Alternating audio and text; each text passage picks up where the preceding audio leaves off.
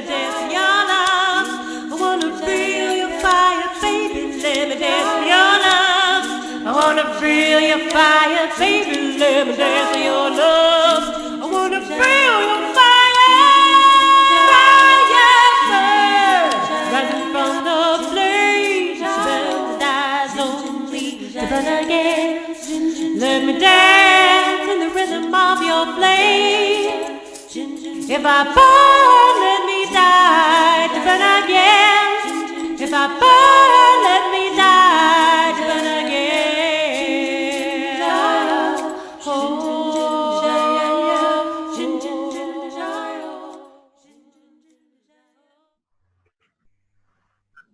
All right. Welcome everyone to Get Lit, and I'm Boostar Dear Woman, I think, in this moment. My co-host is Rebecca Hahn, and I come to you live in a hilarious mood. And later on in the program, we're also going to bring Dakota back on, and we will be addressing the botanicals, the herbs that can help us heal and contaminants in our body, such as fluoride, which seems to be a main topic right now, along with several others that Dakota will brilliantly inform us. But I wanted to take the initial part of the show with Rebecca to just kind of be here now in this moment. And I truly, I'm having hilarious relief today, thank goodness. But I had a very deep sit this morning.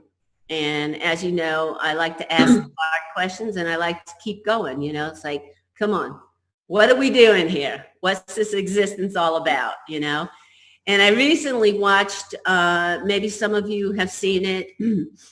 There's a YouTube going on. I think it's called The Web Golden Thread. It's something of that nature. And it's basically based upon etymology and tells the whole story etymologically speaking. And yes, I can create any words I want. So, except that she's just declared that soon she's going to stop speaking altogether and just communicate energetically. So she's got to give up her addiction to creating words too. Okay, so now you blew the punchline. Oh, sorry. I'm managing a lot here, you know. Yeah. I can't even touch you today, so just go on. Okay, so I'm going to go. All right. So Tracy just said hi. Who said, oh, hi. I need my, okay, I'll have to finagle that. I get a little dyslexic trying to do the chat room, and I'll let you take care of that. I'm doing it. Okay, so that's a reminder for our audience out there.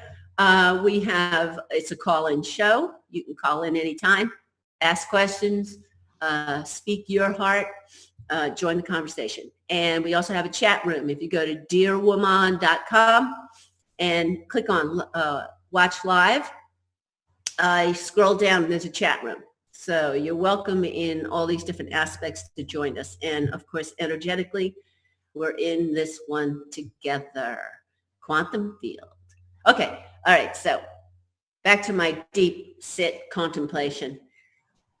You know, I've spoken to this before. I've written articles about how as I sit with the exploration of who am I, much continues to fall away. And I'm speaking of the external world. You know, things that I might have enjoyed before, they don't jazz me anymore. And I call that falling away. And on the other side of that, what I want to share is that not only does it fall away, but my compassion for the planet, for humanity, deepens. And I think that's the shining star inside me that lets me know I'm on a path for myself that's in alignment. So again, I was asking, all right, who am I? You know, and the past 3 days since I viewed that documentary that I made mention of, these past 3 days, I have been floaty, whirly. My mind seems to be vacant. And a very unusual thing is I haven't had an appetite, which is really unusual for me. I like to eat. And for the longest time on this planet, I thought the only reason I was here was to eat. And so when my appetite goes, I know something seriously is mutating in me.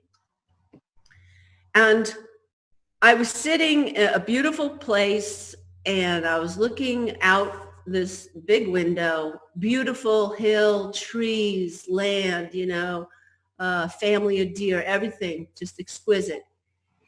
And I've spoken about this before, probably way, way back, and in my earlier writings, that I had to work really hard to connect with the earth. I didn't understand what people were talking about, love your mother, be connected, da, da, da, da. I never could get that. And so I started working as a gardener, being a caretaker, really working with the earth. And I started to have more experience of the abundance that was there and, and the magical moments. And so I thought, okay, I'm deepening. Something about my relationship to earth has never been quite right. Now, many of you have probably been exposed to some of the sharings of Lily Earthling. And I thought, oh, cool, and I started to pick up with what Lily was sharing and, thinking Earth timeline and, so that we aren't going into the astrals, artificial intelligence. These were good focuses to say, I do not consent to mind control, manipulation, management of my being, right? Well, this morning when I was sitting, obviously, I'm looking out upon the earth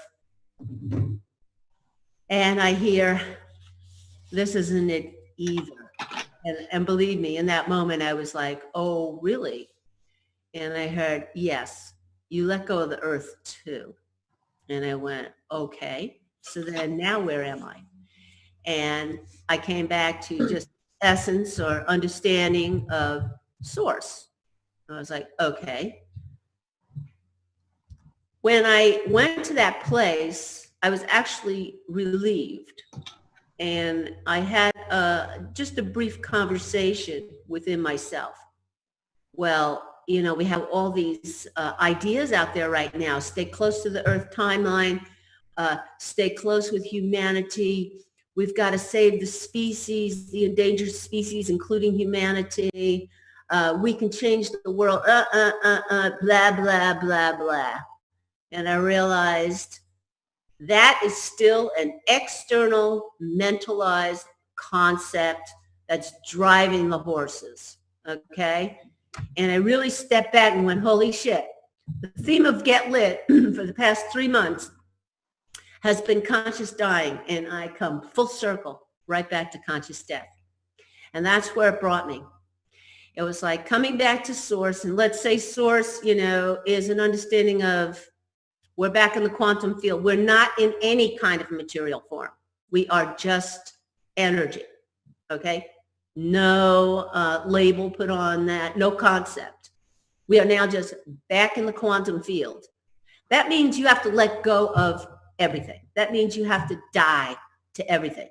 And remember, I've spoken to this before. I wrote an article not long ago, and it was, what if the spiritual purpose of humanity was to experience a collective death?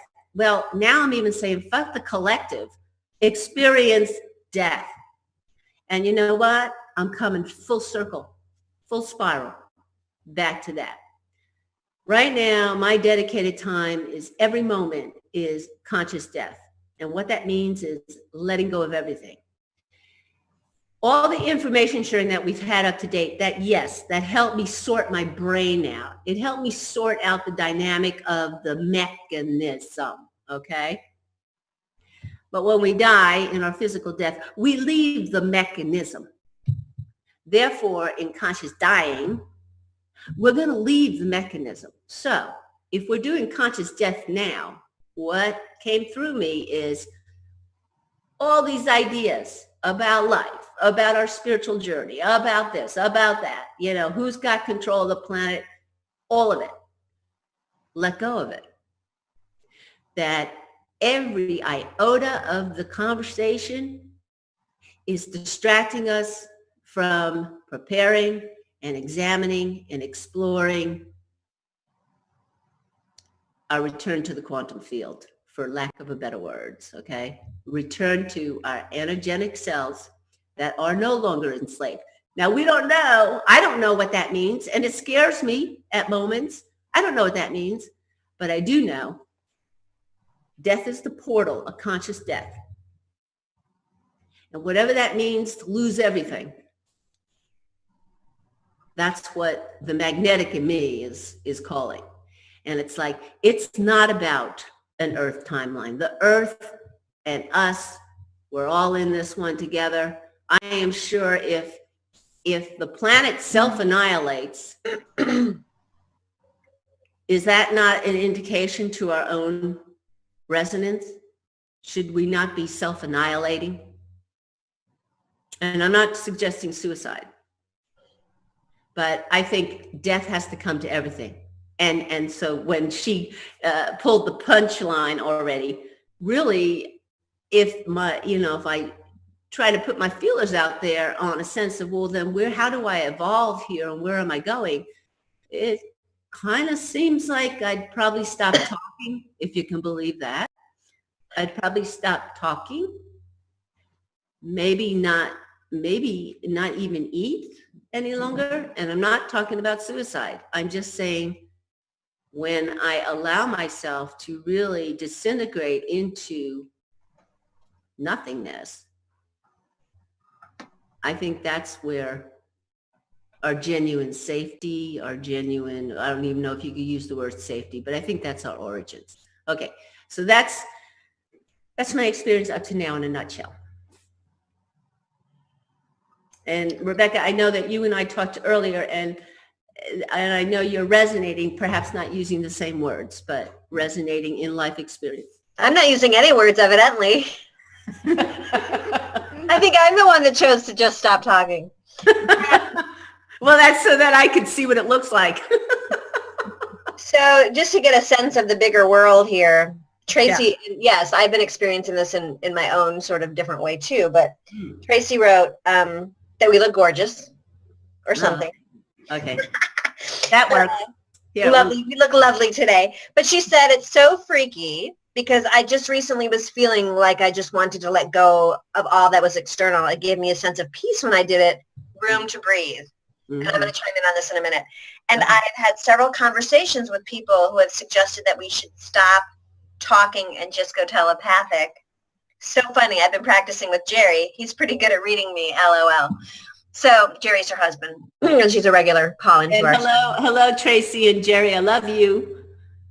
So it's interesting because I was speaking with Blue before the show began, and about some things going on in my life and how I keep going more and more internal and keep having less external drive to accomplish things for the sake of, my spirituality or professionally, or it has to come. I can no longer fake myself out and say, I'm doing this because of this external result or this, see, I'm having trouble with words today. This idea of I'm going to do this to make this part of my life better, whether it's, therapy, meditation, it's become such a intrinsically motivated thing. And this whole idea, I was having a conversation with someone the other day about an energetic contract we have. And I said, we don't have an energetic contract in this way anymore. And this is someone who never uses this language or talks like this. Excuse me, but they got it. And I was like, so something must be shifting if somebody who doesn't explore that arena, talk in those terms, even believe in it, goes, yeah, I agree. We're not energetically connected in this way anymore. And we both agreed that it's time to just, if we do work, we have to do it purely for ourselves with nothing attached to any sort of outcome other than just being in the moment of doing the work quietly, silently. And it was interesting because Blue and I had this really brief conversation before we got on air about this idea of how we were attached to attachment, or we were attached to non-attachment, like this whole idea of meditating and spiritually growing ourselves to, to practice non-attachment, to not, and it's like, but we were practicing it for that. And I've come to a place, like Tracy said, where everything is just falling away to the point where I'm not even practicing non-attachment. I'm not practicing anything other than being at the core essence of my quantum field, my being, whatever that may be. And this idea of, yes, being a breatharian, being telepathic. You know, I think evolutionarily we needed, as Blue said, to organize this mechanism. We needed this construct of practicing non-attachment. Here's the formula, because we weren't ready yet for this really cosmic death. Mm-hmm. I think, but evolution has stepped in and we've seen these leaps happening. And I think another revelation, a layer peeled back on another layer peeled back on, gee, what's going on with this evolutionary thing? We've seen it in business. We've seen it in our relationships. We've seen it in how we process, physics. What's another layer to this? And I think one of the other layers we're discovering is that we had to have that construct of attachment and non-attachment, that duality. And I think evolutionarily we've gotten to a place where we're just expanding so much that we're not Morpheus anymore. Like we're not anthropomorphic anymore. I don't even know, and Morpheus, that we don't need to actually attach ourselves to something, even if it's a construct, even if it's literal. So I've been having that experience too. Okay. Interesting. Okay, and what comes up for me, this documentary that I watched, which was just so incredibly well done. And it's like, when we have the concepts of, don't feed the system, don't feed, the energies that are harvesting, these are things that are being tossed around. It's like, if you really go down the rabbit hole of not feeding, you not feed till your total annihilation. You not feed till there's nothing left. And if our planet, which it does appear to be, is totally, on an agenda, has a mission, it's enslavement and all of that, it's like the most successful thing we've ever done on this planet politically is when we boycott, when you starve the hungry one, and then they pay attention. Well, I don't even think it's about that anymore. But I do feel that us behaving as humans, trying to make sense of our lives still within this system, is still feeding the construct. When we walk upon the land as sovereign beings and we allow ourselves to let go of everything, I think that's the freedom that we will not return here. We're not returnable because we're no longer feeding. And unfortunately, that goes just everything in one's life. Now, if we look at the planet and we go, wait a minute now, the planet does feed our bioorganism like the animals, right? We can have water, we can have food, we can have shelter, and we can have fire, right?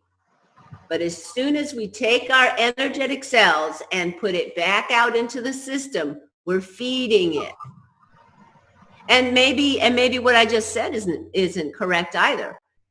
Maybe this human bioorganism, if it's been manipulated, as we have lots of theories now saying it has, well, then maybe feeding this organism is still feeding the system. And I'm trying not to go towards suicide because there might be some truth in we no longer feed this organism and we consciously do take our lives, but with deep compassion. Okay, and that's a real difference. I don't recommend we not. Let me reframe before you go down this rabbit hole, because I think you're spinning a little bit. I think what Blue is saying, and maybe she's not, and she'll let me know, is if we continue to do the work that we need to do, we as a quantum energy field are going to become so efficient that we no longer will need any part of the system. People who are breatharians are so efficient that they can gain every mineral that they need from just the air around them. So to reframe maybe would be to if you just keep doing the work, keep getting more pure, keep unattaching yourself from any idea of attachment or non-attachment to the point where we're such beaming vessels that we don't need any part of the system, whether it's their food, their money. And that as a human, as we have known our vessel to be, yes, we have consciously died, but we haven't caused ourselves a painful, lacking, diminishing death. We've actually rose above this human form, and but yet we're still in it, functioning so that we can reach and commune with other people. But, you know, I mean, I think there is a point to what you were saying in terms of, yes, there is this experience of consciously dying and withering and doing all of that, and it may come to that. But I think if I understand you correctly in the language underneath the spiral that was happening, that it's more about really getting ourselves to a place where we're so empowered and pure and vibrating that we don't need the food, you know, and then what happens to the system if we don't even need their food? Mm-hmm. Mm-hmm. Or their language because we're telepathic, you know, or their computers because we're telepathic. I mean, you are reaching out there today. Mm-hmm. But I think that's and it's an element to what you're saying. I don't know if it's all of what you're saying, but I do think that's an element to what you were trying to say. Yeah, no, I thought that was a good summary. That's a good summary. And the thing is as we come to this clarity within our being, you know, as we continue to ask, who are we? You know, there's lots of bumps and struggles and suffering. You know, we go through the scarcity, the loneliness, the aloneness, you know, all the emotional pains, but there is a way through. And I think that's what we've seen a lot of sharing about. And there is some power, like I have been very empowered by the knowledge of exactly how this planet functions. But there's a point when you finally get it, we don't need to know anymore. Because you see, the information is still has the potential to snag you, distract you, keep you enticed. It's like the next really cool Hollywood movie, all right?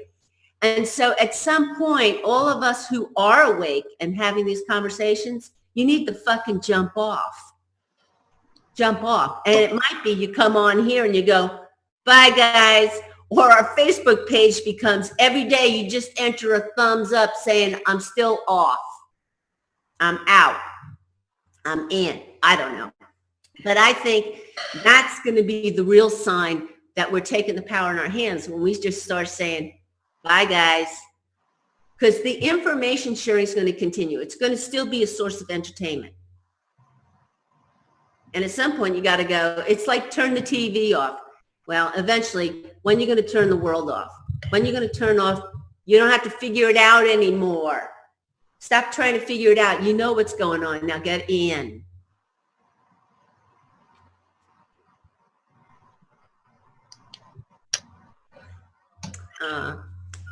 Thanks. Oh my God. So, yeah. That's all I got to say. I am so nonverbal today. This is just... So it's been interesting because usually we're kind of on the same wavelength energetically, and I'm looking at you going, it's like blah, blah, blah, blah, blah, blah, blah, blah, blah, blah, and I have no response. And it's hilarious because you're like, I think I'm going to go nonverbal for the rest of my life. And then she's like doing the exact opposite. And I'm just sitting here going, I have no response other than energetically. Well, that's how we work together. Yeah. I've had Tulsi tea and she's had 2 cups of coffee. That might have something to do with it, but so just would you shut the fuck up for a minute so I can have a thought and then get it out because my brain's moving slower today. Okay. I think what happened was I'm house. I told you to be quiet. She can't help herself. Say what you're going to say, then be quiet.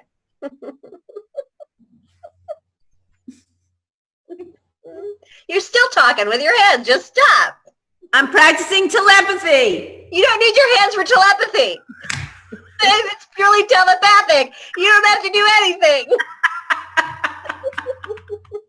You idiot. Go back. Open your books. That's not telepathy. That's sign language.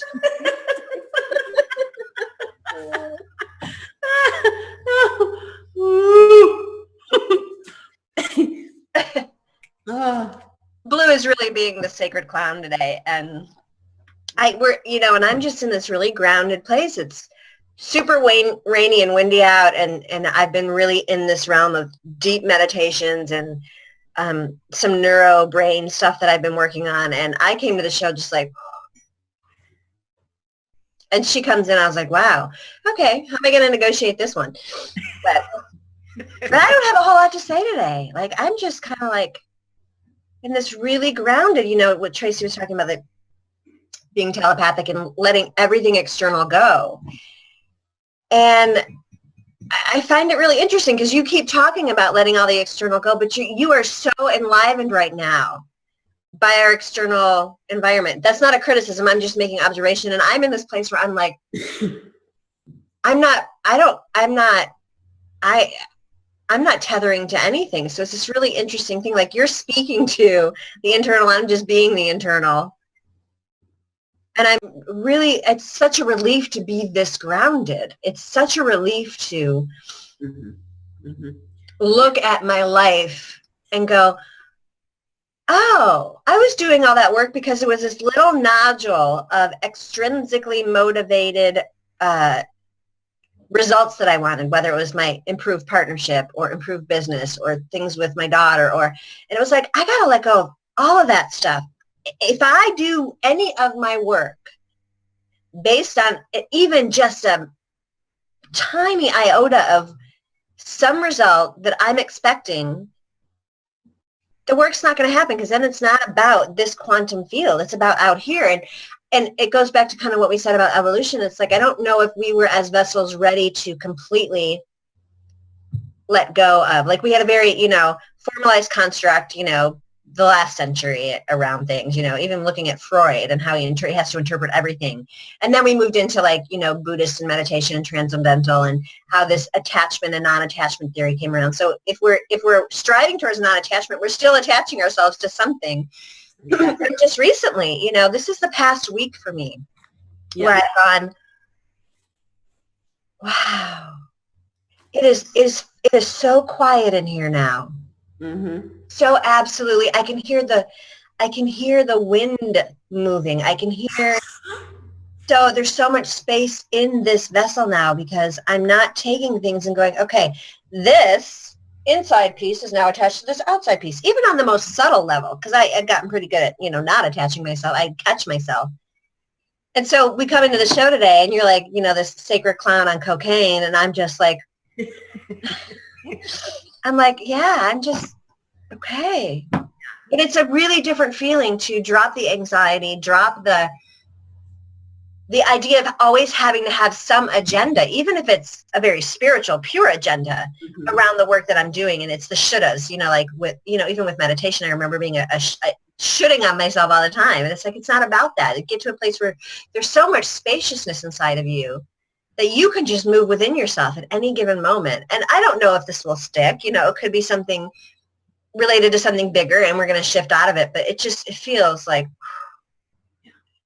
so it's good I have so much space in this, because you are just like shoving yourself with all this stuff, and it's great. I mean, I had a conversation with Dakota earlier before the show, and really, I think what I'm trying to demonstrate is, like, I came on the show saying I'm filled with hilariousness because there is such a release, a relief.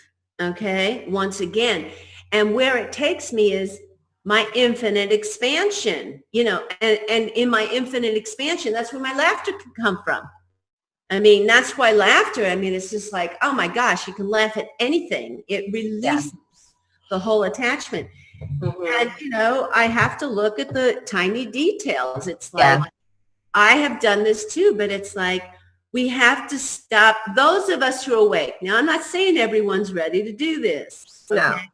But I think those of us who are awake and are still spinning our wheels on trying to get the facts and understand the theories of why the planet is the way it is, I think those of us that are in that place, there's got to be a point where you say, I don't need to do this any longer either. Because if you've got some wild theory in your being that says, but I've got to save humanity, you're attached.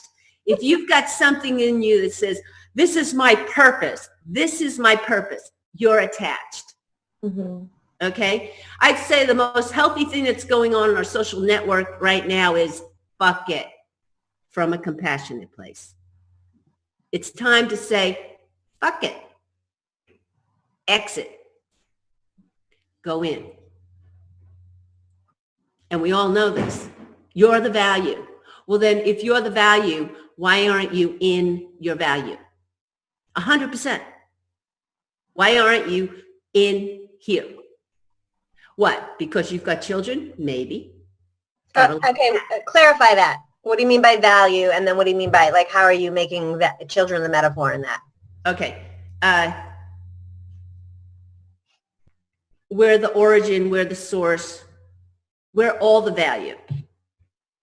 It has nothing to do with out there.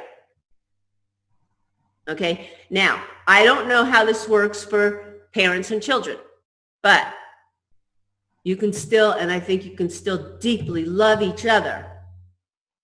But those children on the outside, that's not it.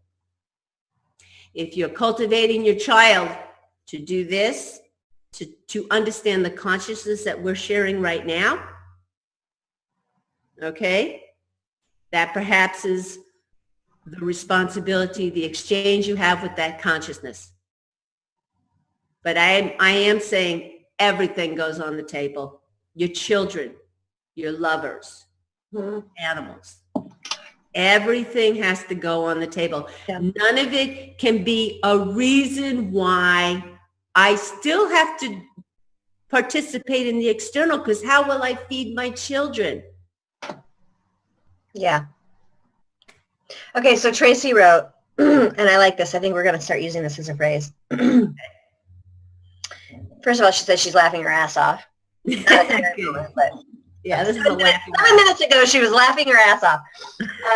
She said, I think maybe there's a stripping away of all in order to then clearly choose a path that is consciously happier, one that feeds our inner child, awake and aware and in balance. And I think that's happening. And I think, up until, and who knows, this is just what I'm hearing from all of you around in Blue, that it was about a lot of suffering to clear. I think we were really getting into the gunk and the depth of, and the density. We talked so much about density, and even if you look at our shows from previously, we were talking about really heavy shit, and I think that was people clearing their own density. Mm-hmm. And I think now we're in a place where we're going, okay, I'm emptied. A lot of that is gone now.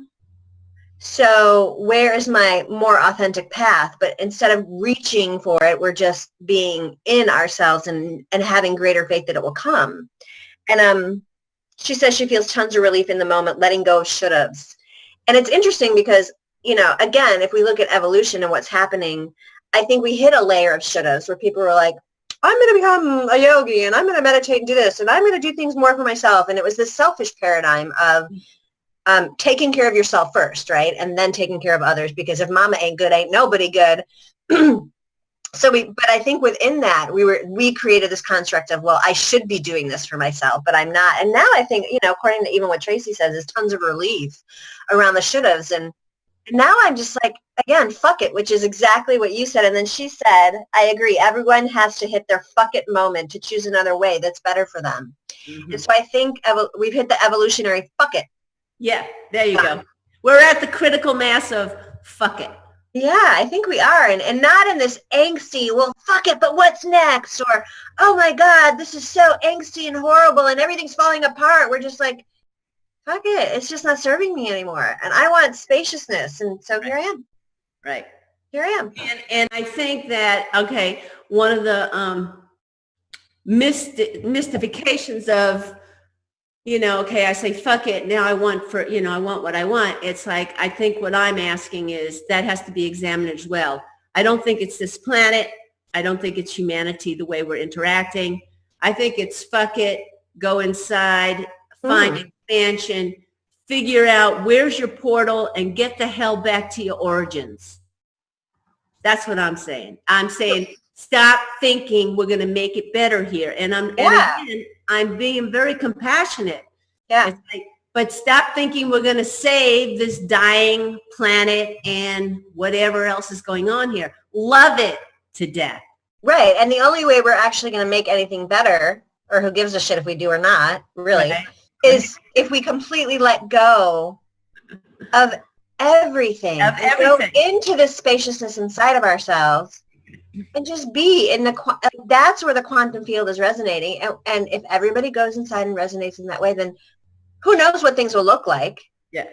They'll look different. They probably will feel better, but Mm-hmm. that's not the point of doing it. The point of doing it is just because that's where I feel my most spacious Mm-hmm. and I feel my best right now. And if we continue to do that, then we And might so- not even have a planet left, but that might be a good thing. We can't judge what's going to happen. Exactly. Get to that place where, all right, Mhm. maybe, get over this. Maybe this isn't our Yeah. planet. Maybe all of it's bullshit. Who cares? Go back to the quantum field if that's what we know. Do-overs, I would like to go back to 1932 when that one thing happened. Okay, pluck, and I'm going to do that one over again, and let's start over. Or Yeah. even, like there's a quantum field, right? So it's like this bubble of stuff up above, and then there's another layer of it, which is like the same sort of bubble or timeline, but it's like one of the parallel universes. So not only can we jump into different places to gain access and information to change stuff, but we can also go 1952, parallel universe 1, 2, 3. I want to go to 4, and then I'll insert that. Because we are at a place where this spaciousness and relief that we're feeling is what Mm-hmm.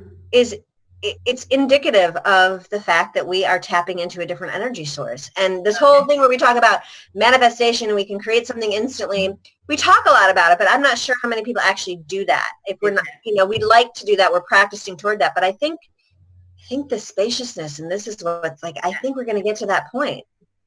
Okay. We're And gonna quickly. what that brings up, and pretty soon here, I want to bring Dakota in.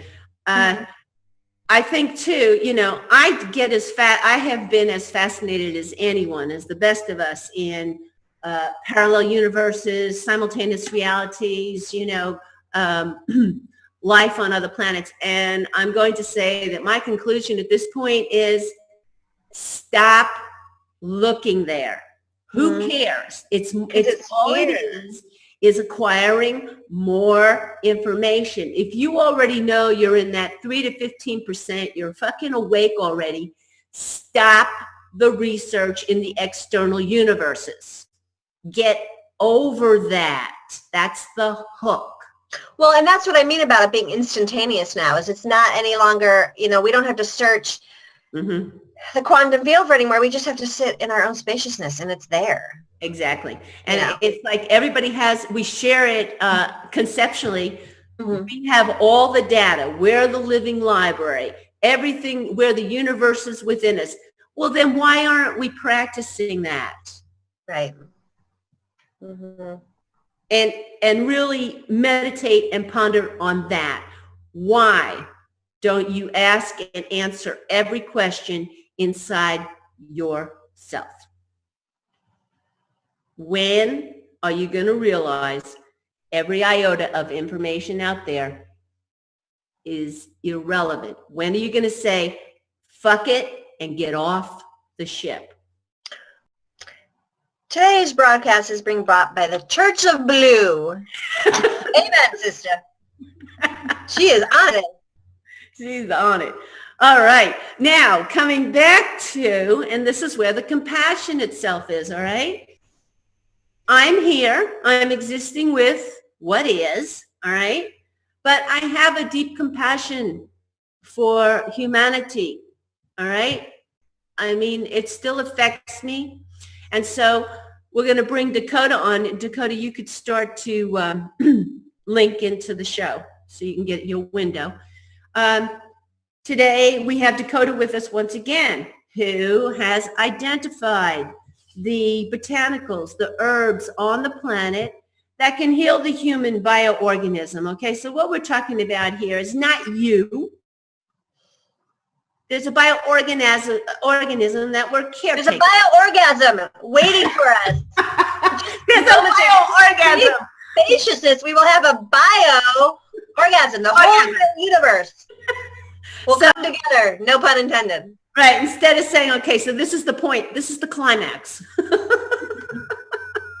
Okay. But because we have an awareness, a consciousness of a bioorganism, a bioorgasm that we happen to be a caregiver of, all right, then we are willing to acknowledge there are botanicals, there are herbs, there are healing plants on this planet that help the bioorganism, okay?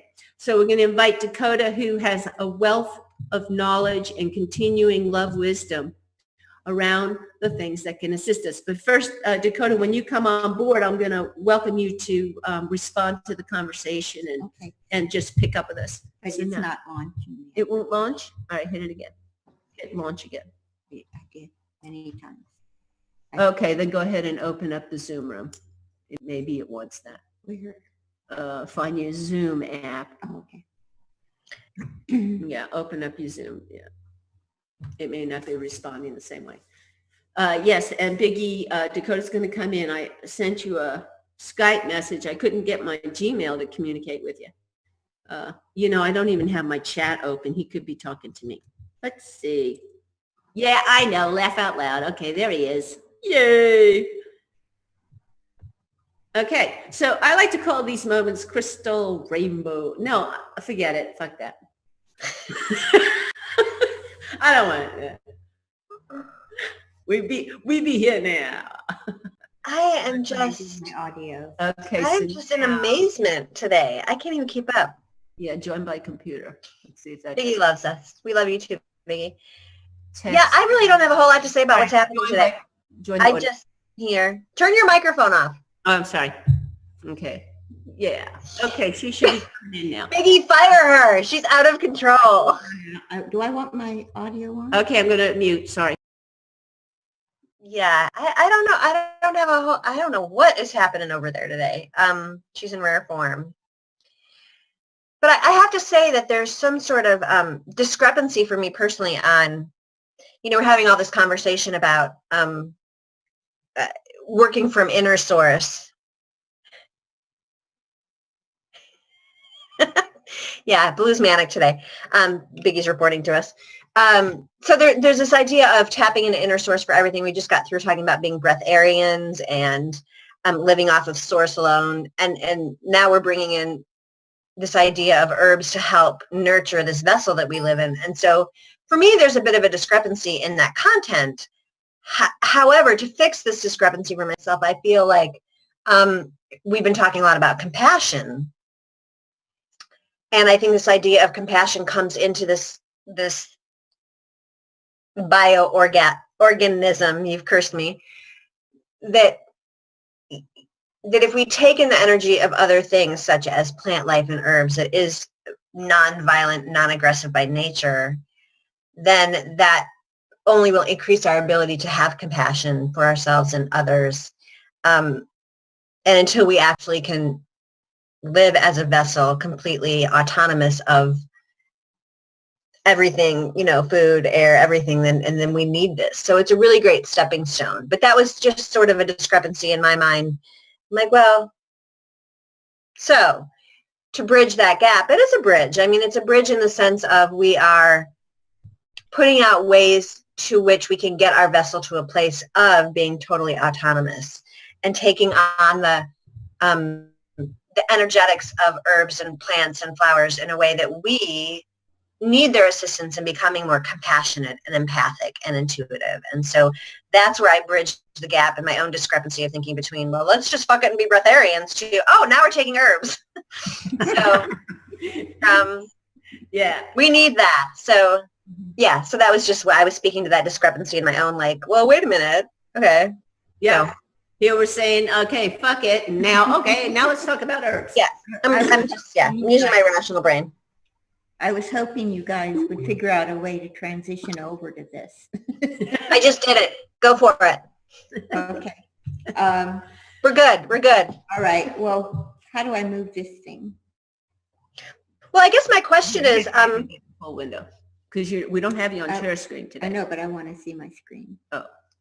my question for you, Dakota, would be, what are we covering today, and how does it relate to this idea of increasing our own energetic autonomy? Like, are there herbs and things we can take to make this biosphere more energetically sensitive? So like last week, we talked a lot about radiation. So we had to go down last week, and almost the whole show, we talked about how to cleanse ourselves of toxic radiation, and things that we can do to protect ourselves from environmental barragement of toxins and chemicals and things like that.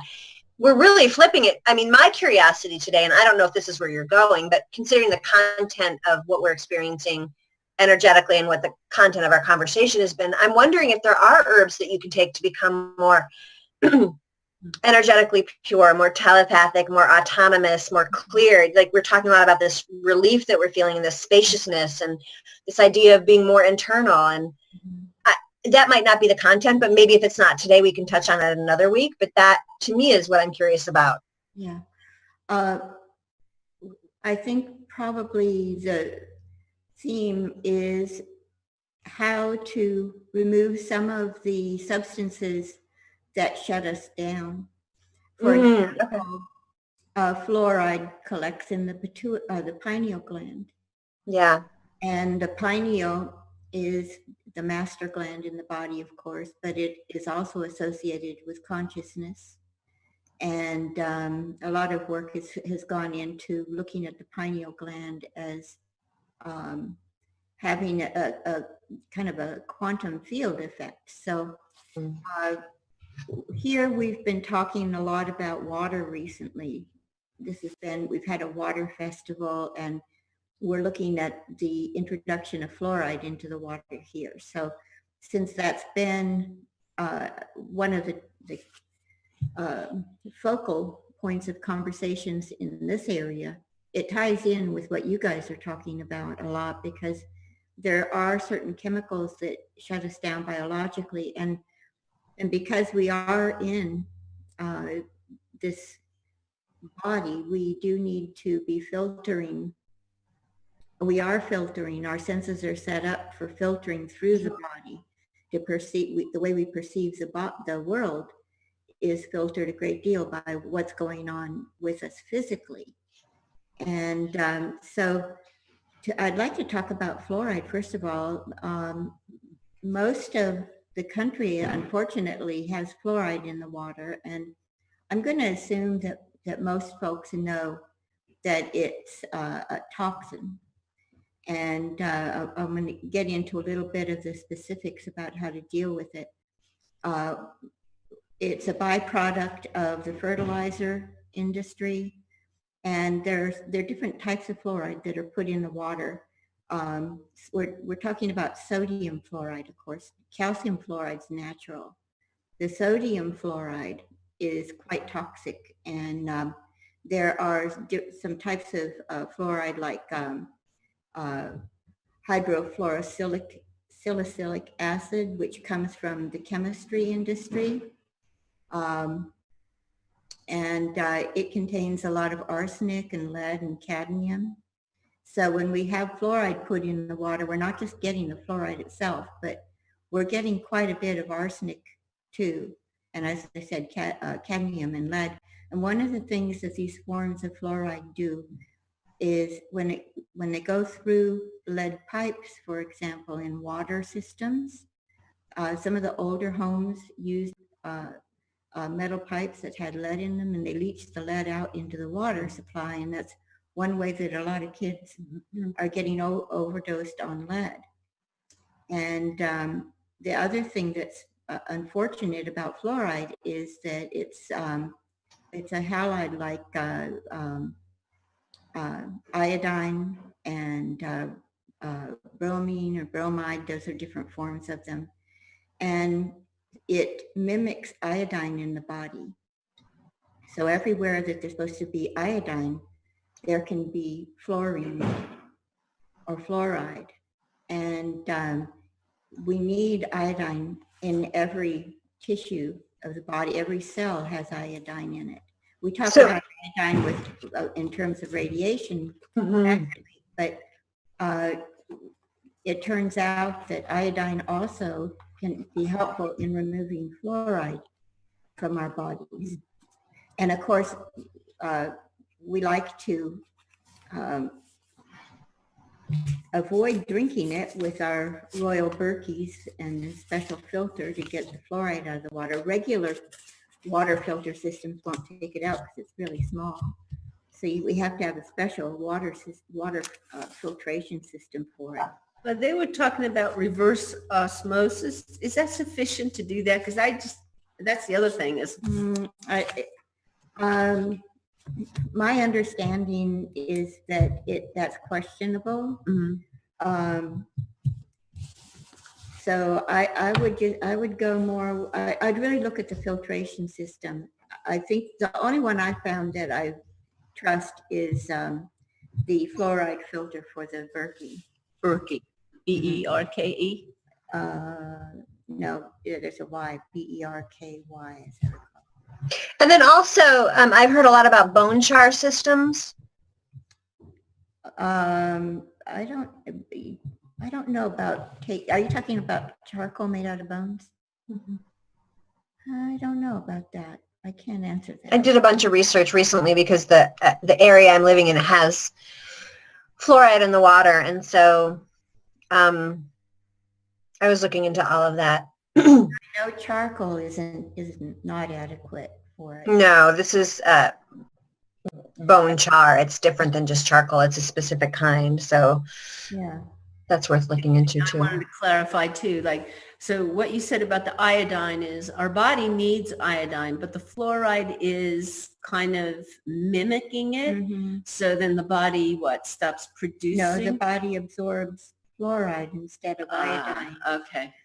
And the same goes for bromide. Bromide. The fluorine and fluoride, bromine and bromide, those are just slightly different versions of the same thing. Okay. And so I don't remember how much we talked about last week with this, but what I want to get to is that this is another reason to be taking iodine, Okay.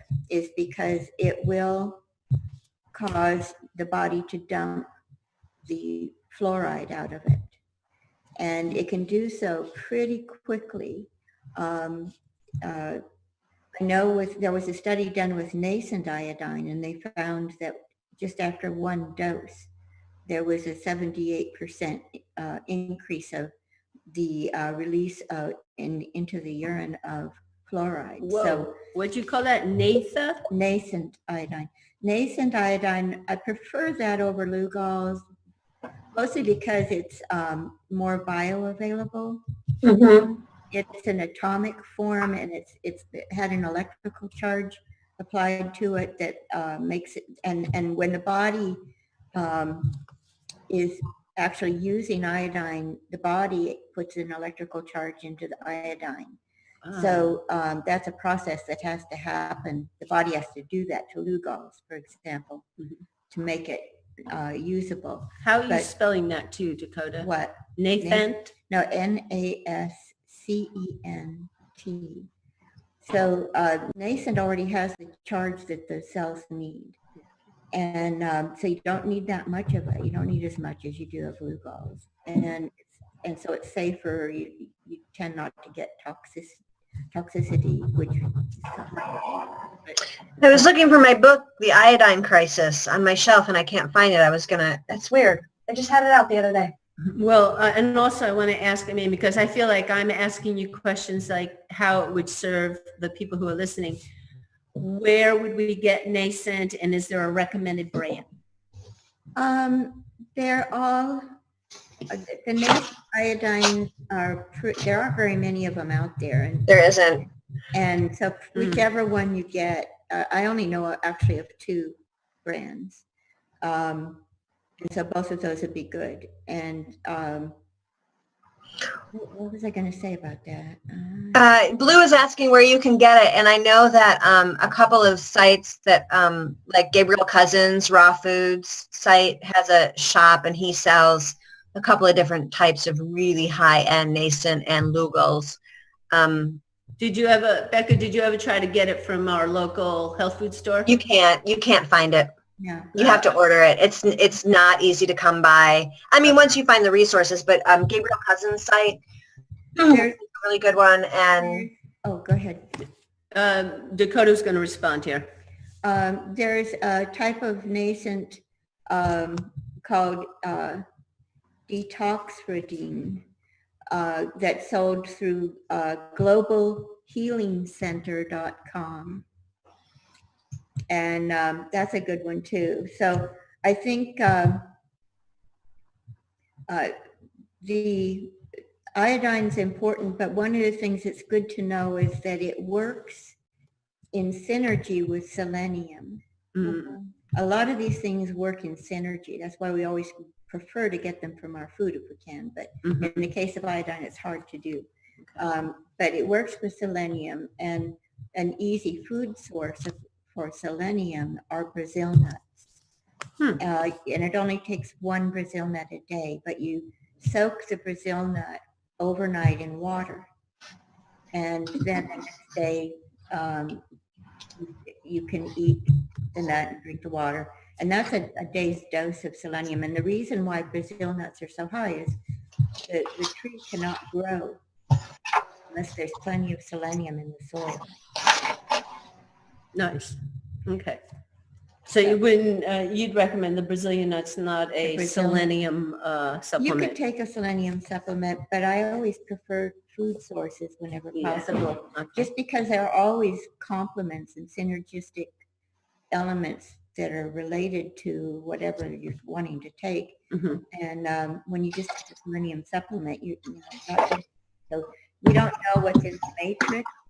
It's really, the chemistry is very complex in plants. And there's just nothing that exists alone in a plant. It's always in a matrix of other things that work with it. Go ahead. so I was just going to point out this book, and I apologize in advance, Dakota, if you don't agree with this book. But this is the book I've been talking about, The Iodine Crisis. And whether you follow the protocol or not in the book, it has so much information that speaks to exactly all the stuff that Dakota is speaking to. So it would be a great supplement if you get on and do her courses to have this handy as well, because I got so much information. It just opened my eyes also to the history of how we're in an iodine crisis, and to the history of how it's been taken out of our foods and bromide has been put in, specifically along those same lines as fluoride, to sort of dumb us down and keep us just diseased enough. So there's some really interesting history about just how we changed the way we process our own foods, which has led to like a 75% increase in a decade of breast cancer, just by taking iodine out of our foods and putting bromide in. And I think, what the hell? Like, what were they even thinking? And to me, not that I'm a conspiracy theorist, but there's something behind this stuff. There's something behind all of this. So the history is really cool, just about if you're into food and history and health.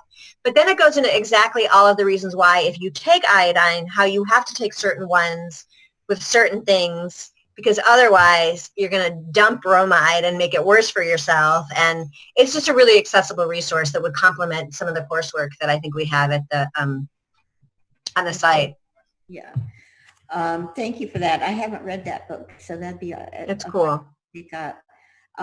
Bring it home when I will. I was thinking I'll bring it home with me and we can chop through it. Okay. So I want to talk about some of the things that help with fluoride besides iodine. Okay. There's, of course, we mentioned selenium already. Pycnogenol is really good to help remove fluorine.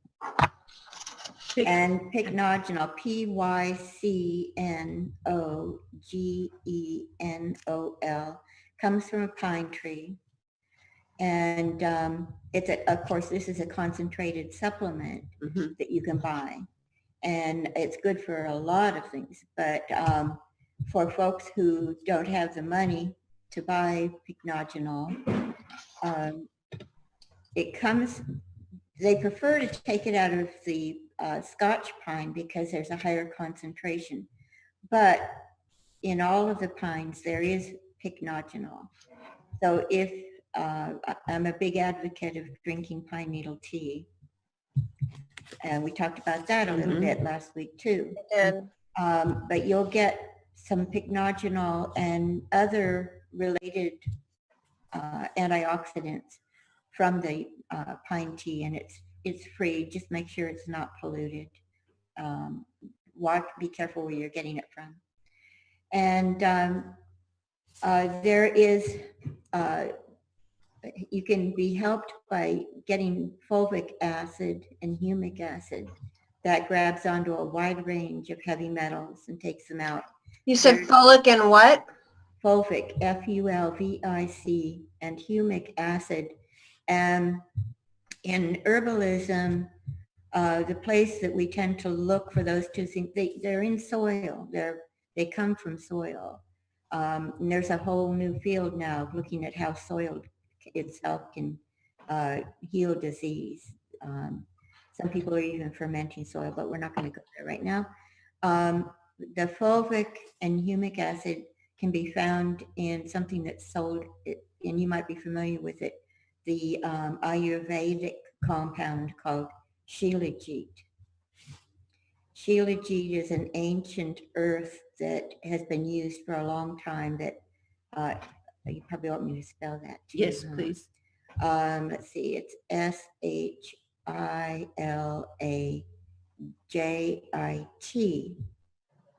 And it is a wonderful mineral source. And it contains a good amount of fulvic and humic acid. It's also mined in South America. And then, you know, if you want to buy it as a supplement, you can find it online or in a health food store. Okay, so then there's something else, and I'm going to talk about some of the actual compounds that have been researched to counteract fluoride toxicity and what plants you can find them in. So there's something called caffeic acid. Now, by the way, I should say all of this information is in a resource for students in the school called Plant Families and Their Therapeutics. Oh, good. So caffeic acid is in olive oil. Here's where you start organizing your diet again for a detox diet. Good quality, extra virgin, fresh olive oil. Research it and find a good brand. You can find it in burdock. It's in apples. It's in coffee. Yay! Artichoke leaves. Basil. Barley.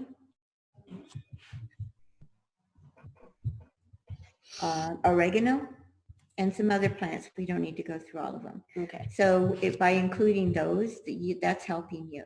Mhm. And rutin, which is a bioflavonoid, that helps.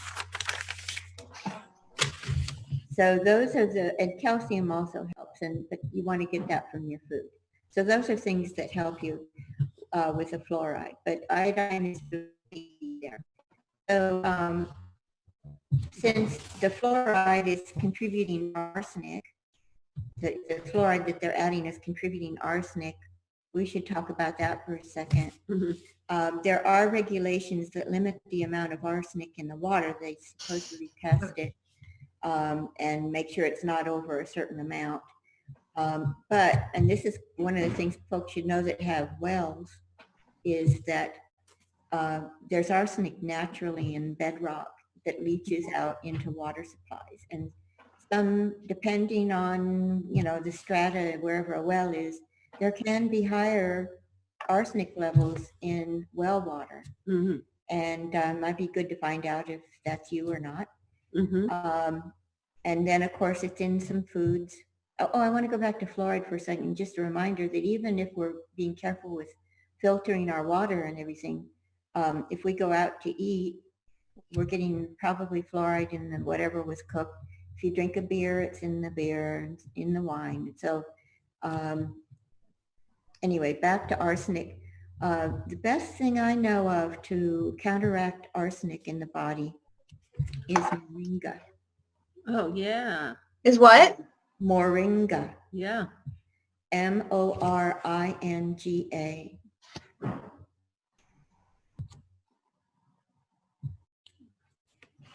Yeah, we were growing, in fact, we planted something like 500 moringa seeds when I was at the bee sanctuary in Hawaii. Oh. Mm-hmm.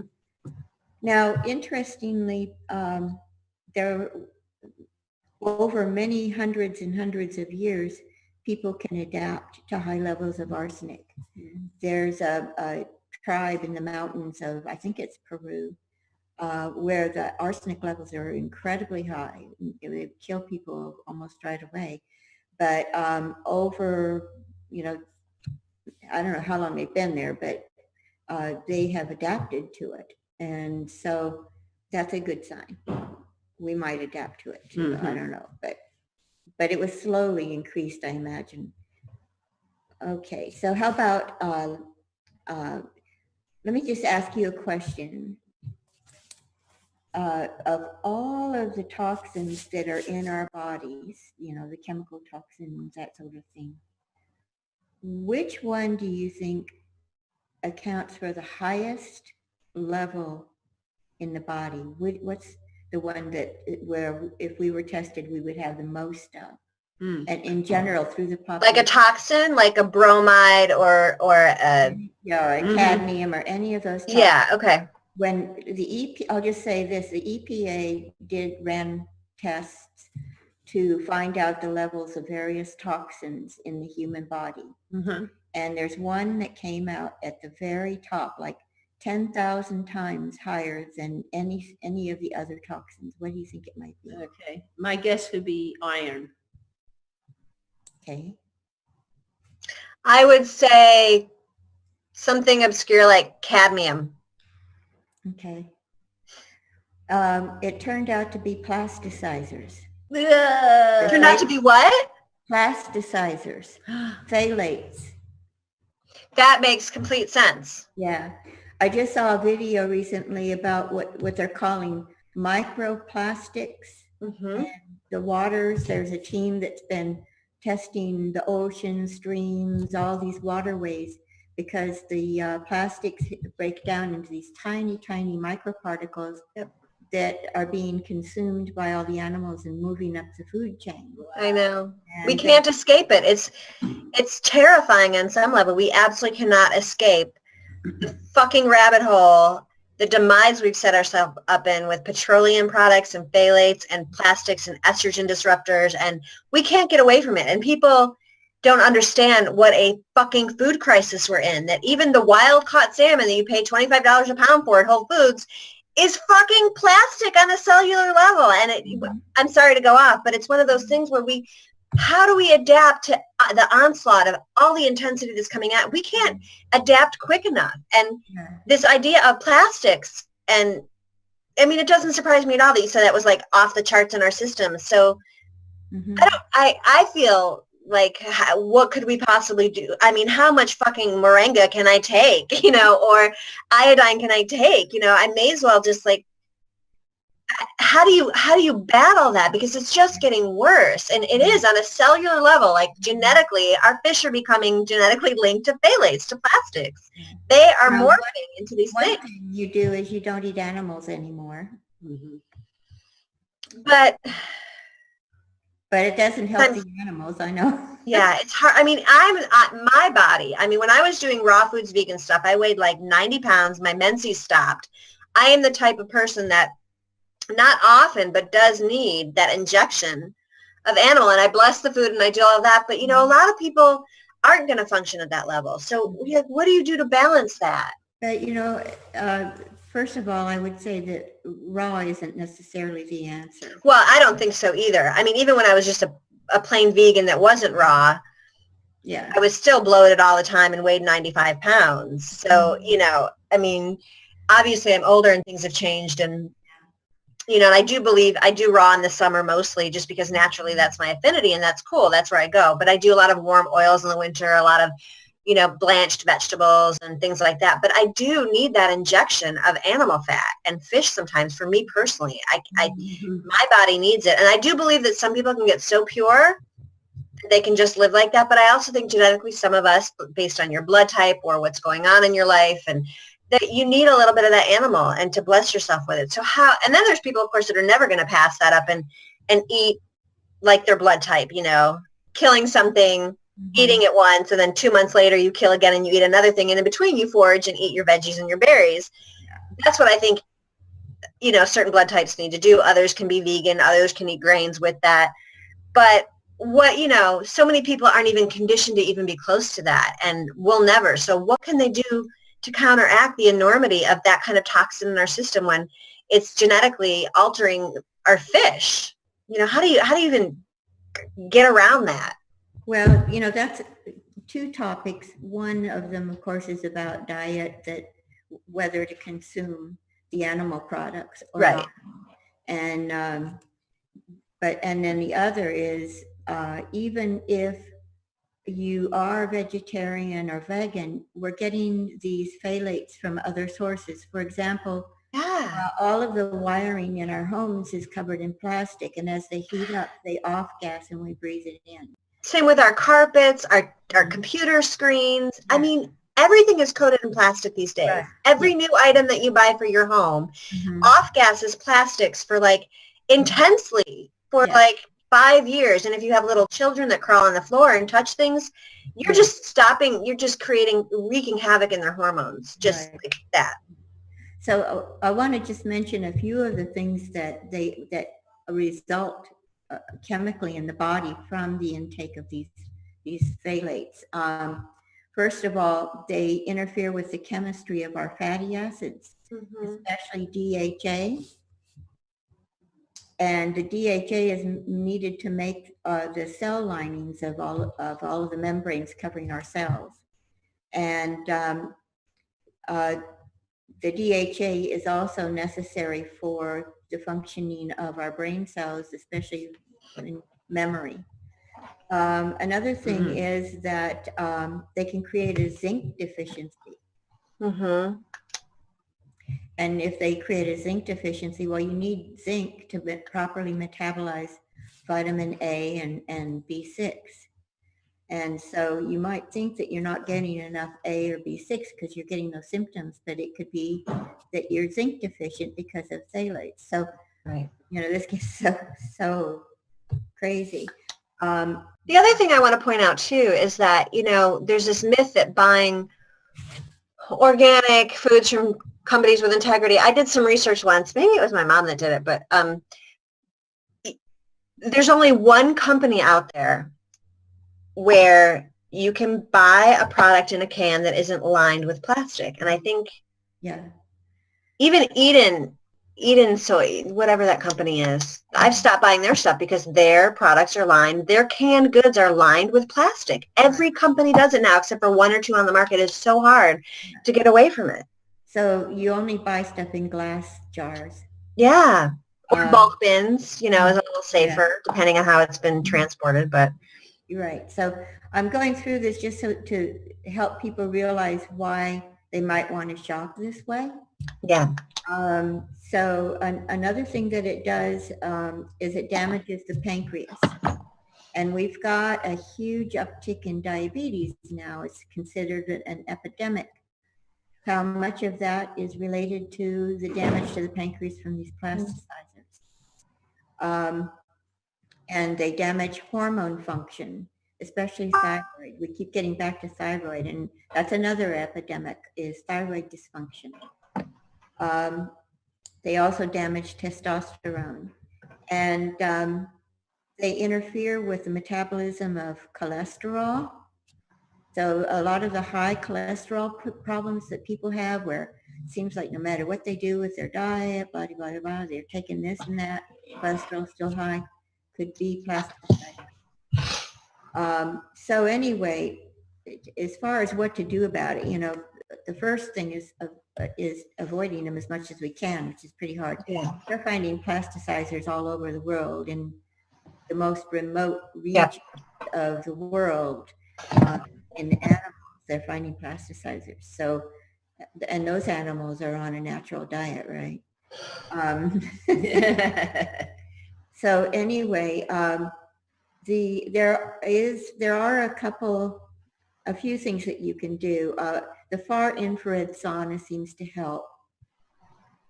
What's The that? far infrared sauna seems to help clean them out.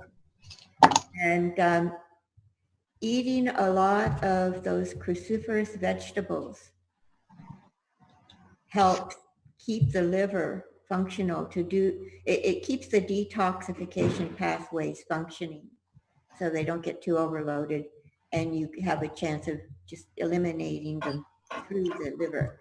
So the cruciferous vegetables are things like the broccoli, the kale, Brussels sprouts, cabbage.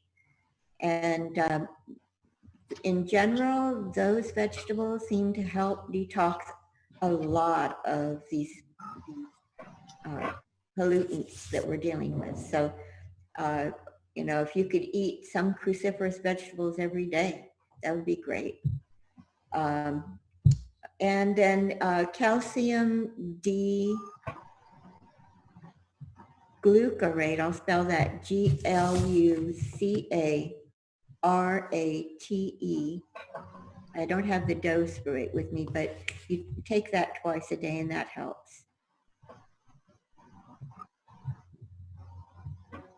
And that's pretty much all I know about how to deal with those. So do you have a favorite toxin you'd like to talk about? Well, I have a question. I mean, and this might not need to be answered now, but one of the things that happens to me is I get overwhelmed. I'm someone who in fourth grade, I won the state science fair for a project on Western medicine versus herbology. So I've spent my life researching as part of my geekiness, and I even get overwhelmed. Mm-hmm. So I think a lot of people just shut down, and and you don't have to answer this now, but think about it. If you could do like 3 go-to herbs for everything that we're battling in our systems, Mm-hmm. in our in our environment today, what would be the 1 to 5 or 1 to 3 herbs or minerals or supplements that you would say these 3 together with a balanced diet are the most powerful things you could probably do? I mean, that question might be impossible to answer because we're all we're struggling with unique things, but We are, but that's one of the reasons why adaptogens are yeah. highly favored, because the adaptogens tend to be very safe. Yeah, And that's a great point. Will you describe a few of the adaptogens that people could take that are pretty accessible? And Yeah. because they're so important. Or describe what it is, and then describe what a few of the basic ones people could take. But you can kind of guess from the name. And it's important to understand that there's information sharing going on between all of the constituents in a plant Mm-hmm. and all of the constituents in us. And plants are so complex, they don't even know yet what all of the different chemicals are in a plant. They estimate there's at least 5,000 to actually 10,000 different natural chemicals in a tomato. Wow. And they don't know what they all are yet. I mean,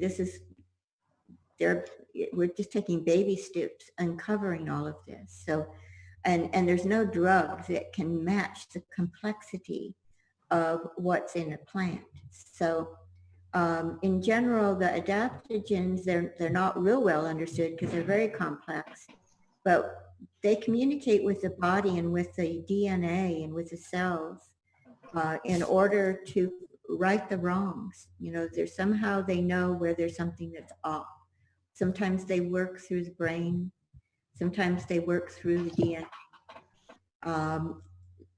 And so they're like these little, taking you back to your original model, you could say. And so some of them, I really like holy basil a lot because That's my favorite. it's not only delicious, but you can grow it yourself.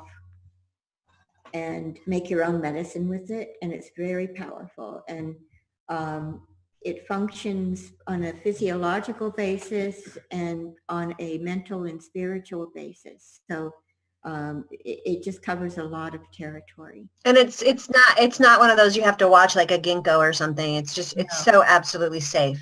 Totally safe. Yeah. Now, the mushrooms I really like, but I mentioned last week you have to be careful about where they come from, because they're detoxifiers. The fungi in the forest in general, like the usnea and things like that, in the forest, they're like the lungs of the forest.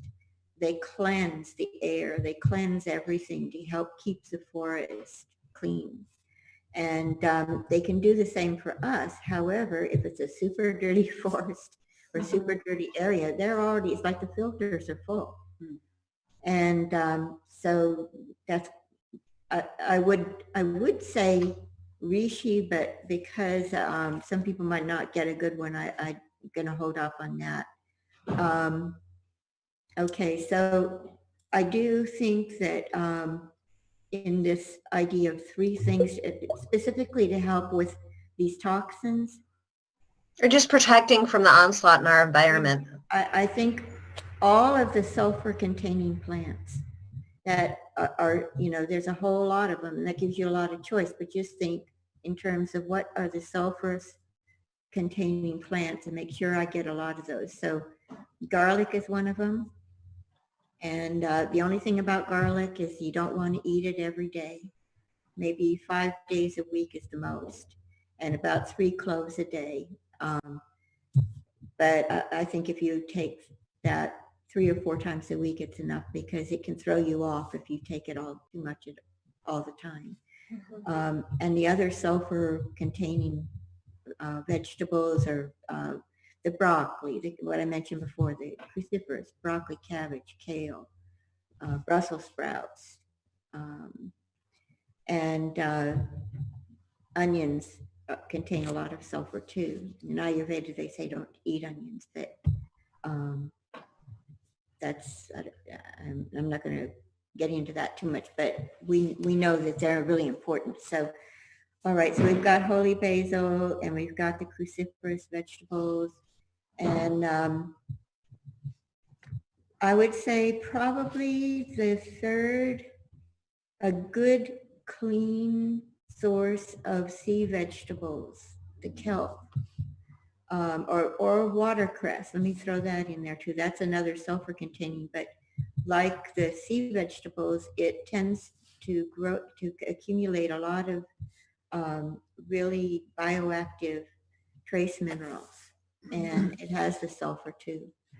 So I would say, yeah, that would be probably, in terms of fending off from pollution, those would be 3 real good areas to focus.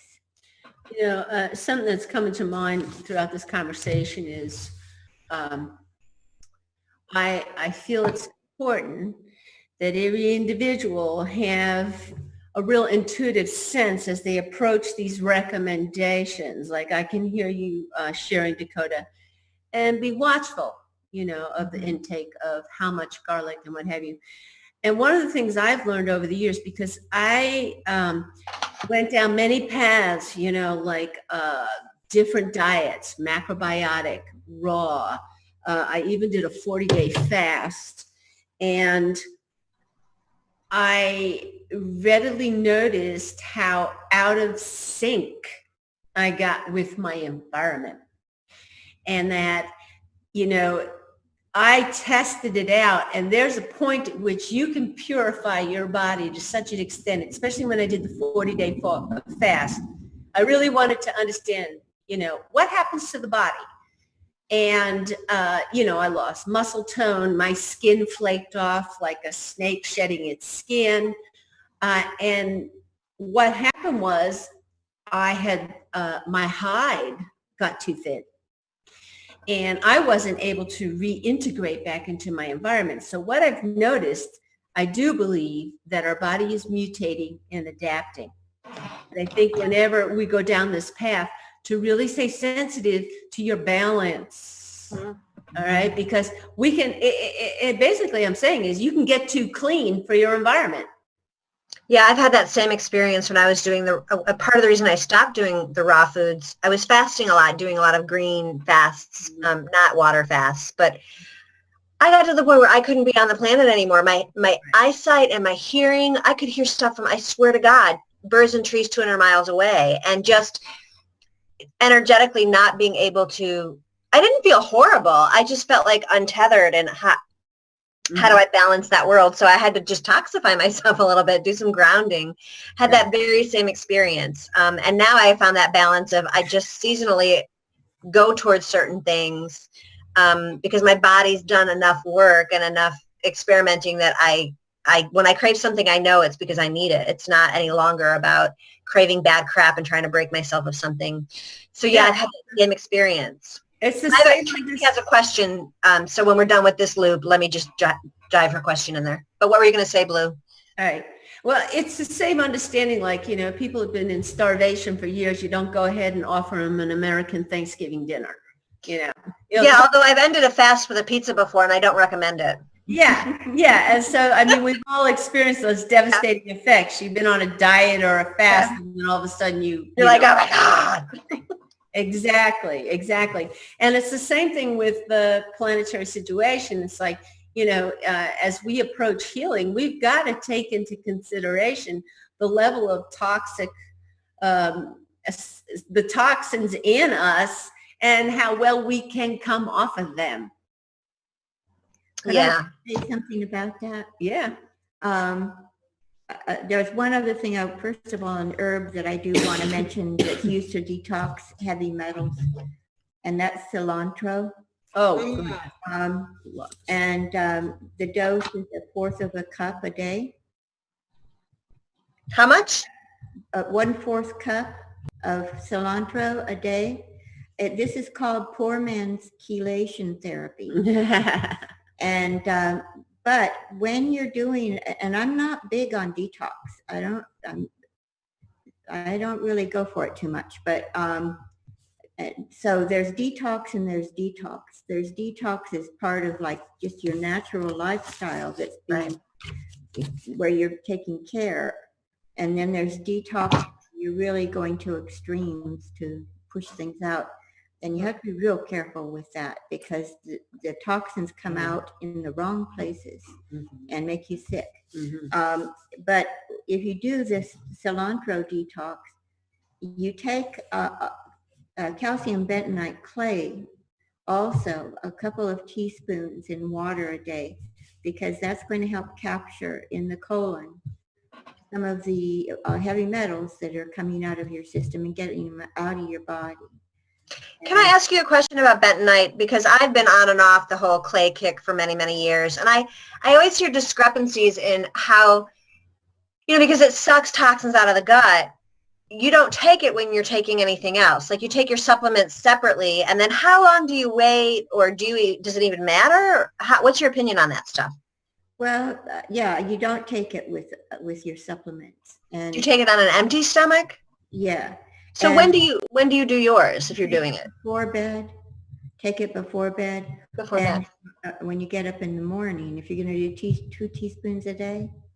So a good way is to put it in your water and let it sit overnight and drink it the next day. Like first thing in the morning before you've taken any supplements? Yeah. But then how long do you wait before you take your supplements? Because I do a lemon water flush with my supplements. You know, like I think an hour is long enough. An hour? Okay, thank you. Yeah. Now it depends, you know, if you're taking your supplements, just drinking them and like you know, that's going to move through you faster and it might hit the clay in your colon. But if you're taking them with a meal or something, that's going to slow it down. Okay. So, and but then, go on. And then Tracy has a question. Okay. Maybe maybe that's all I wanted to say about that. There was something, but I forgot. Let's see what Tracy wants to find out. Well, she was asking about, let's see if there's anything added to it. She was asking about salt baths. Do they help detox? Oh, yeah. Yeah, I'm a big fan of that too. Yeah, salt is good. And on this topic of salt, some people say I don't need to take iodine because it's in my salt. It's not. And that is not the way to do it, because first of all, the salt is not clean. It's got chemicals in it. They do all kinds of things to it to get rid of everything except the sodium chloride. And the iodine is just not a good combination. But Celtic sea salt, Himalayan sea salt, those are good to take. And you can put some in water and let it, you drink salt water. Yeah, you can do a salt flush or do like a salt soak on your feet. And then again, I'm going to recommend the company that I use, which is the Premier Research Labs. It's a quantum company that it doesn't make. They have some of the best salt baths and things. They have one that's in a compound with bentonite clay that you actually can put in your mouth to take out the mercury. And then it's awesome because you put this packed in there and you do it for 20 minutes or whatever. Then you wash it out, and then they say soak your feet in salt while you sit in the sun because it neutralizes that. Their products are awesome, but they do have some really, really amazing. They're the best salts that I've ever seen, and I do like a soak with them. All right. Now, Rebecca, you have brought up a lot of references when you do the summary after this show. Yeah, I'll put it in. Well, I brought up references and places to purchase items, okay? Yeah, I brought up 3 references, and then if you will forward me the ones that you guys said, because there was a couple that you said in terms of where to get resources, give those to me and I'll take care of it. Okay. The iodine. The iodine. Good. Yeah. Okay. Did you answer? You answered Tracy's question, right? Okay. All right. I want to swing us around for a moment, which I do, and go back to how we opened this hilarious show. Okay. Can I close mine off? No, because you'll, unless you're leaving our show. Okay. Yeah, then we'd lose you, unless you just want to do audio. Yeah, because I have to get up for a second. Okay. So how do I turn this off? You just leave meeting. Okay. Or you can shut video off. And I have to go let the dog out, so. Oh, great. So you can talk. I'll do that. I'll do Okay, that talk amongst myself. Oh, my favorite. I'll do that after she gets back. But I do have to, I'm going to exit my screen for a moment, and it's because I got to go let the dog out. All right. Okay. I'll do my thing, and then I'm going to take a break too, and I'll be right back. Okay. All right. So the way we open this hilarious show, right? I want to kind of talk about the relationship to everything that we've been sharing now, right? We came back into this reality. We came back to the planet because we are in these bioorganisms, and these bioorganisms are going through many changes and sometimes not so comfortably. So we've talked about the botanicals, the herbs, the ingredients that can assist us in having a more pleasant or more comfortable experience in this organism. Now, what I shared earlier about returning to our origins, returning to source, and that perhaps the entertaining and pondering and contemplation of conscious death in every moment is a very valuable thing for us. Where this applies is when I get myself, here I am in a human experience getting a lot of information, okay?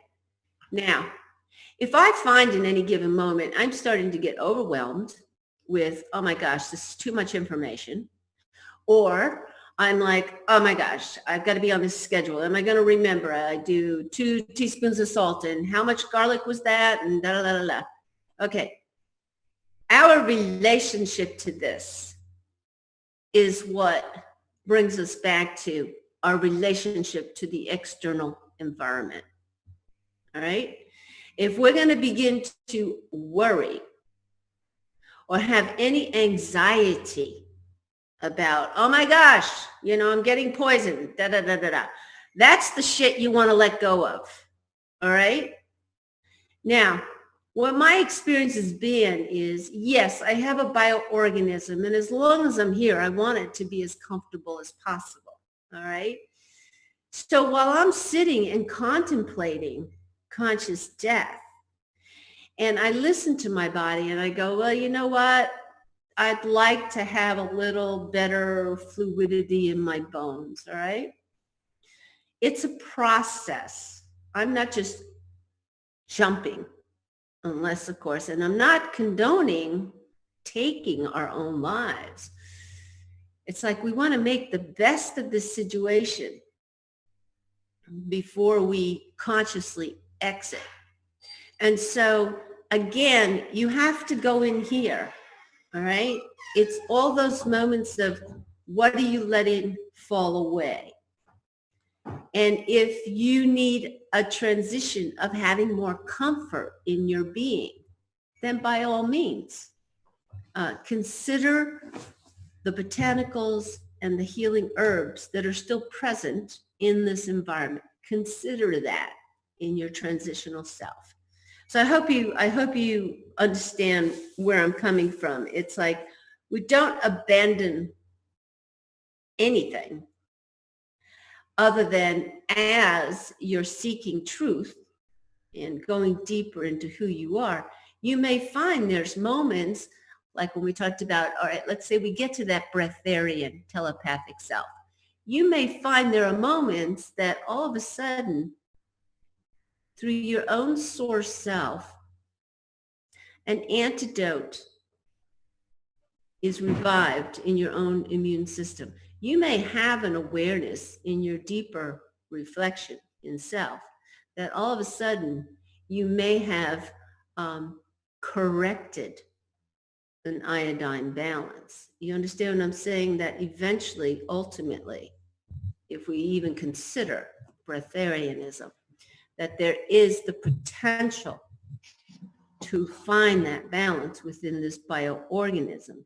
In the meantime, if we need to ingest, all right, it's us becoming very familiar in this bioorganism, how the ingestion of that mushroom, how the ingestion of that particular food is rearranging our molecular system so that we are in a more comfortable suit. So there is a crossover there, okay? Now, if you can't have access to any of this, then fine. Just be where you are. Okay. I was listening to everything you were saying. Okay. I was here. I was just, Yeah, I understand what I'm trying to. We don't throw anything out. We're all of what we are. Becca, take it away, girlfriend. I'm going to take a rest run. we're done in 20 minutes. I'll sit over there. So what? I'll sit over here. So, yeah, I love all the information that we're gaining from this. It's so accessible. I talked about being overwhelmed with all that we have to do to stay just in this vessel and not kill ourselves. But the thing that I love so much about Dakota and your work is that you make it so accessible to us. It's like, oh, just eat a handful of cilantro on something, put it in your salad, that we've lost our relationship to the plant world. Mm-hmm. And to get that back is really important, just through not necessarily changing where we live even so much. It's just incorporating, being more discerning, being much pickier, growing a few things yourself. It could start that simple. And then doing the things you need to do, like incorporating cilantro into your diet. Or it doesn't have to be, because I overcomplicate everything. When I do something, I'm like whole hog on it, Well, everything. So, but it can start simple and make a vast difference. the ones who are the masters at overcomplicating things are the plants. They're the master chemists. Our science is like, 2 days old compared to what the plants are doing. And unfortunately, we've had this idea that that plant medicine is weak, that we need strong drugs, the heroic medicine to have an effect. But once we begin to understand how powerful and complex these plants are, and that our bodies have evolved with them. And they, in fact, one of my realizations is that we were created by plants. When you get into evolutionary biology and you look at how plants were involved in the actual formation of early organisms, and you see how they created them because they needed pollinators and they needed a wide variety of interactions that they couldn't achieve because they weren't mobile. And then eventually they needed gardeners. And it's a long story, but it makes a lot of sense when you really go back into it. So there's a niche for plants that is right between us and the quantum realm, because they understand, they work through energetics and frequency, and they're right on that edge where the information from other dimensions and energy fields is moving through them in a way that they understand, that enables them to create in a way that's very, very powerful. So our interactions with them is really strong medicine. So we've got about 12 minutes left or so, and I'd love story time. I want story time. Maybe We have more time than that. Go ahead. well, it's 20 till, and we like to start wrapping it up about 7 minutes. So Oh, yeah, that's right. Unless we want to put Biggie on the edge. So, Dakota, do you have a story, one of your amazing stories that might relate to our topic today about your time in the woods? Yes, I do. Let me just pick one. You're off screen, by the way. She turned her thing off. You want to trade places? Yeah. I'll stand by the door. Okay. for a Story time with Snow White Dakota. minute. Yeah, that's right. Biggie likes the stories. Okay. Yeah, I guess kind of in keeping with what we're talking about, the power of plants. I don't think I told this one yet. Did I tell you about the time when I fell down the mountain and had internal injuries? You haven't told me anything. I've heard like 2 stories because we just were on air that one time. So any story you tell will be awesome. All right. So as you know, where I was living, there weren't any people in the middle of the wilderness and all that. There was an old decayed logging road that in the summertime, if you had a real good vehicle, you could get in on that old logging road when it was dry.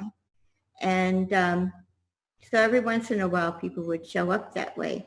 Well, I had taken a hike out over the top of the mountain, and I was fetching some supplies from my cache up at the top of the mountain, and had a big backpack on that was real heavy with a cinch strap.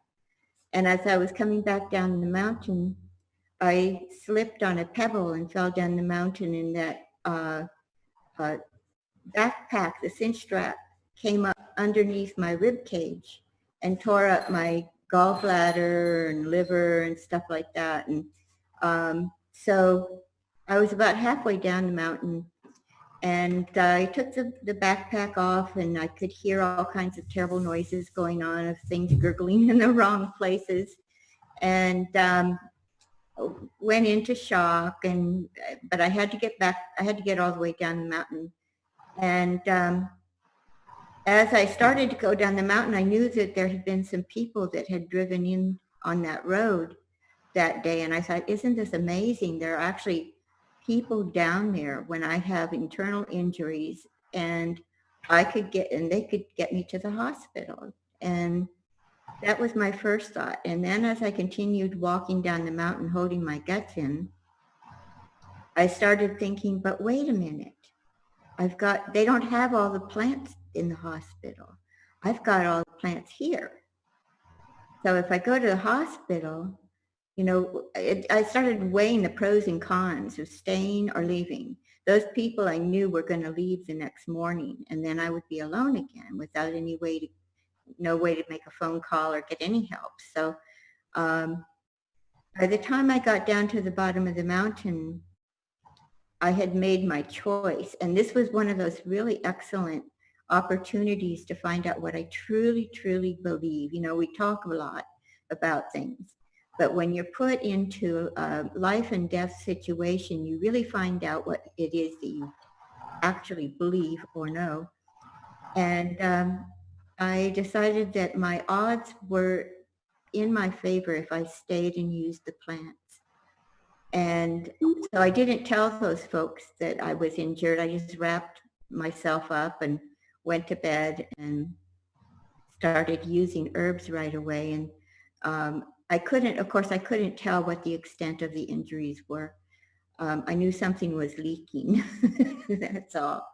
And I figured it was my gallbladder, maybe my liver, but probably my gallbladder. So I started taking cayenne and putting burdock and comfrey poultices on me and taking agrimony and shepherd's purse and all of these things to stop the whatever was happening in there. So the next morning, those people left, and I continued to use all of the herbs, and obviously I survived that one. And all the others. Yeah, I survived it, and I was really happy that I had the opportunity to test that out, you know, because that's a strong one. Usually we think, herbs can't do that. You have internal injuries, man. And I'm not advising people, obviously, to ignore that or not go to the emergency room or anything like that. But if you do find yourself in a situation where you cannot go, know that your body is amazing and that it can heal things. It knows what to do. And the herbs were a great assist. They helped astringe and close up and heal tissues. It took me about a month, and I do have some adhesions left over from it, but that's it. I'm alive. So that's my story for today. And you obviously had some of this stuff on hand. Oh, I had everything. Right, so you didn't have to go forage. You had it with you in your cabin or your tent, or? No, I grew it all around me. Right, so it was right there. Yeah, I had my emergency medicine patch close to the cabin for in case I was injured and couldn't really get around. So I had my most important things growing right there. And I had processed some things. I did have some dried herbs, but I made a point of making sure that I had an herb for every occasion. You and Martha Stewart, just different. Like the Martha Stewart.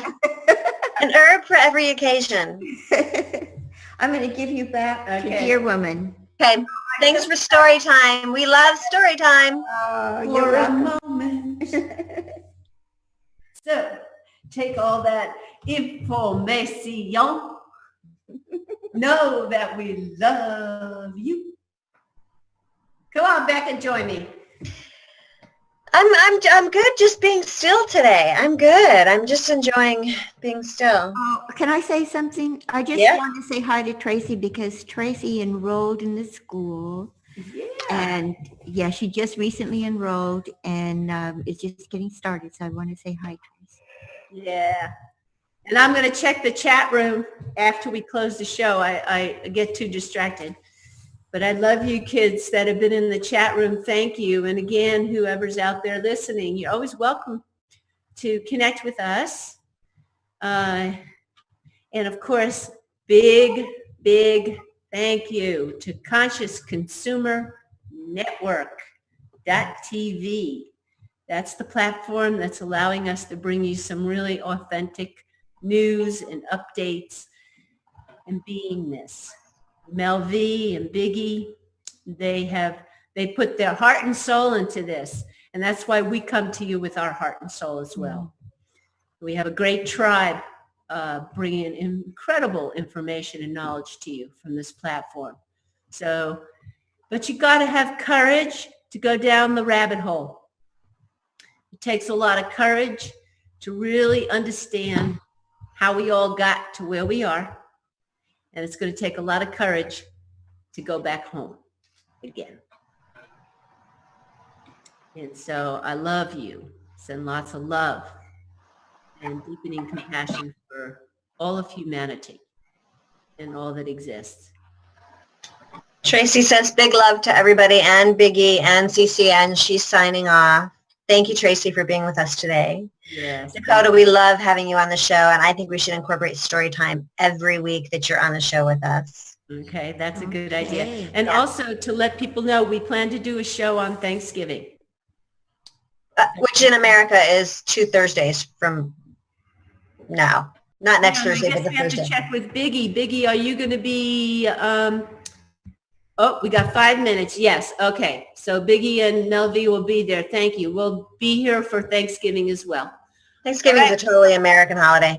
So we're going to sign off. Thank you to everybody. A reminder to go to Ethy Market, which is ethical market, ethymarket.com, and donate to the cause of CCN, staying afloat. Or otherwise, we're going to have to get some bastard advertisers in here, which are going to annoy the fuck out of you. So go donate a little money to us. It'll keep the public network that we have going autonomous, free, and ready for you. Right Thank on. you, everybody, for joining us today. We will see you again next Thursday. Love to all. Blessings to all. Thank you to